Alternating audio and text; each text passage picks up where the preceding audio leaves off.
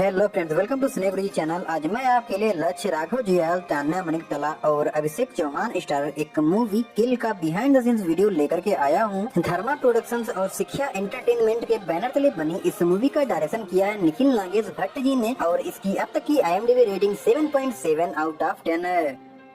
इस मूवी की 90% से भी ज्यादा शूटिंग एक चलती हुई ट्रेन के अंदर की गई है, जिसमें मोस्ट ऑफ टाइम एक्शन ही देखने को मिलता है और इस तरह की शूटिंग रियल में एक ट्रेन के अंदर करना काफी मुश्किल होता है। इस वजह से रियल ट्रेन के जैसा ही दिखने वाला एक ट्रेन का बड़ा सा सेट बनाया गया था, जिसे प्रोडक्शन डिजाइनर मयूर शर्मा जी ने डिजाइन किया था और यह सेट बनने के बाद कुछ इस तरह का दिखता था।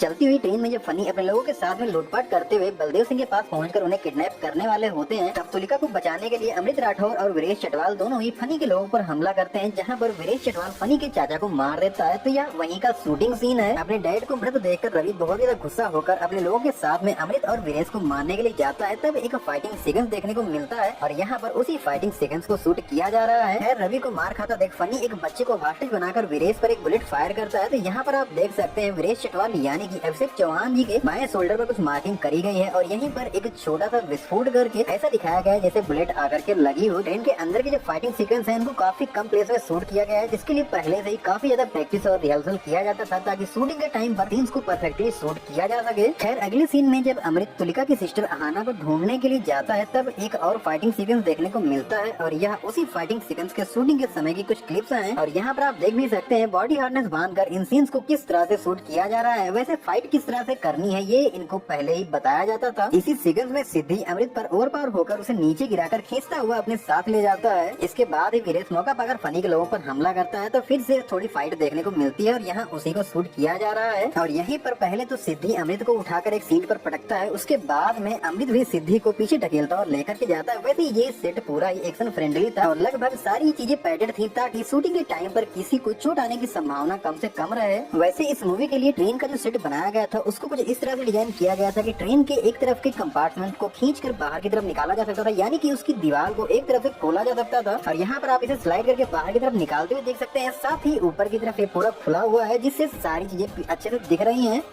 खैर, जब फनी रवि को बंधा हुआ देखता है तो उसे बचाने के लिए कूद कर ट्रेन के अंदर आता है। फिर वह तुलिका यानी कि तान्या मणिकतला को मारने के लिए दौड़ाता है। तो यहाँ पर उसी सीन को शूट किया जा रहा है और यहीं पर एक बहुत ही इमोशनल सीन देखने को मिलता है, जहाँ पर फनी एक चाकू से तुलिका को मार देता है और अमृत उसे देखता ही रह जाता है। तो वो वाला सीन कुछ इस तरह से रिकॉर्ड किया गया है।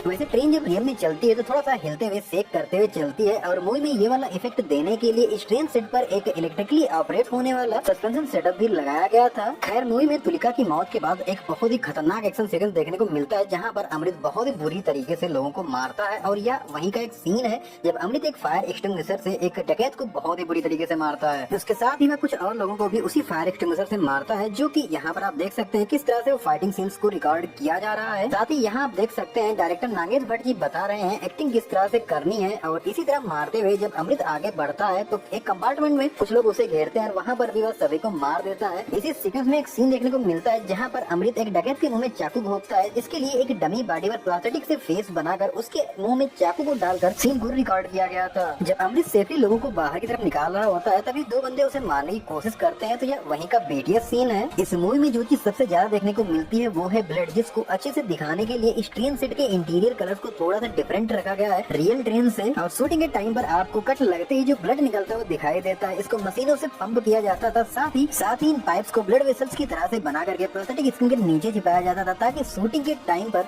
रियल इफेक्ट आ सके और आफ्टर इफेक्ट कम से कम डालना पड़े। खैर, मूवी में अमृत राठौर यानी कि लक्ष्य के एक रस्सी के माध्यम से ट्रेन पर जो चढ़ने वाले सीन्स हैं उनको कुछ इस तरह से रिकॉर्ड किया गया है। वहीं ट्रेन से जो उतरने वाले सीन्स हैं उनको अलग तरीके से यहाँ पर रिकॉर्ड किया जा रहा है।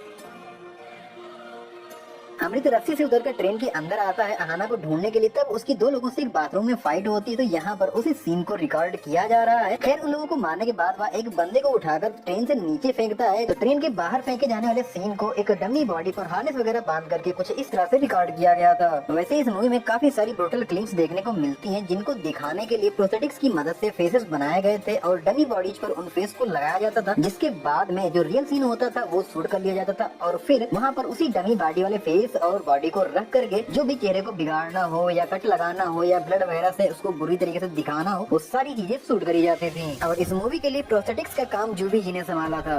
इस मूवी में सबसे जबरदस्त फाइट सिद्धि और अमृत के बीच में देखने को मिलती है और यह उसी का बेडिया सीन है। इस सीक्वेंस में जब सिद्धि अमृत को उठाकर एक सीट पर पटकता है तो उस सीन को अमृत यानी कि लक्ष्य की बॉडी पर हार्नेस बांधकर कुछ इस तरह से ऊपर खींचकर सीन को शूट किया गया है। वैसे इसी फाइटिंग सीक्वेंस के एक और सीन में सिद्धि जब अमृत के लात मारता है तो अमृत के पीछे जाने वाले सीन को भी हार्नेस बांध करके ही रिकॉर्ड किया गया था। एक्चुअली इस तरह के सीन्स को शूट करते समय सेफ्टी हार्नेस जरूर लगाई जाती है। इवन आप यहाँ पर भी देख सकते हैं कि सेफ्टी हार्नेस बंधी हुई है।